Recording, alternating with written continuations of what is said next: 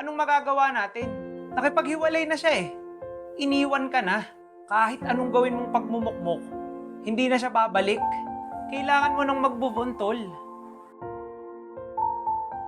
Wala ka naman kasi sa sitwasyon ko kaya nasasabi mo yan. Lumabas-labas ka naman para hindi lang siya ang iniisip mo.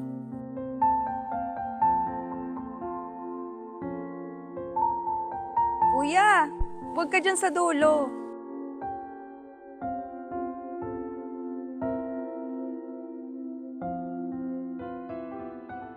Sige ka, baka mahulog ka dyan. Ang hirap pa naman ma-fall, lalo na kung alam mong walang sasalo sa'yo. Nakikialam, te. Close tayo. Hindi ko pa nga alam pangalan mo. Kanina ko pa sinusubukan kung makikilala mo ako, pero mukhang kinalimutan mo na nga ako. Makulit ka din eh, no? Mukha kasing malungkot kanina pa. Pinapasaya lang kita.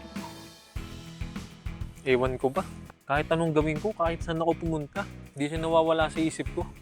Buti pa, sama ka na lang sa akin. May mga pupuntahan tayo kapag wala kang work. Samahan mo ako para ikaw yung maging bodyguard ko. Naging bodyguard pa talaga ako, ha? Para din naman kitang bodyguard nung mga bata pa tayo. Boyfriend mo po ba siya, ate? Hindi, magkaibigan lang kami.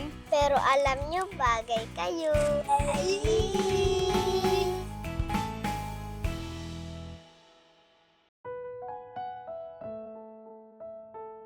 Paano mo nagagawa yung ganyan? Ang alin? Basta yung positive ka lang lagi, parang di ka nagkakaproblema. Minsan yung maliit na problema, pinapalaki lang natin dahil nag-o-overthink tayo. Teka, bakit ako na yung nag-overthink? Obvious naman eh. Kita ko sa mga mata mo. Mag-pray ka na lang kay God na maging okay. Sooner or later, masosolve din yun somehow. Tanggapin mo na lang para hindi ka na lalong masaktan. Di ko nga kaya. Nakakaintindi ka ba? Ayoko maging cause para maging malungkot ka. Paano ako magiging malungkot? Yung saya ko nga pag magkasama tayo eh.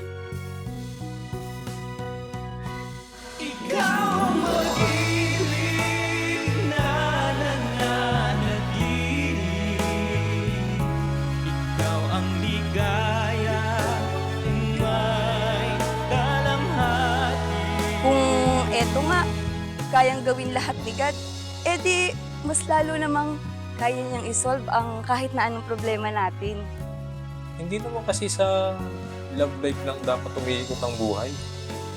I mean, depende pala kung anong love.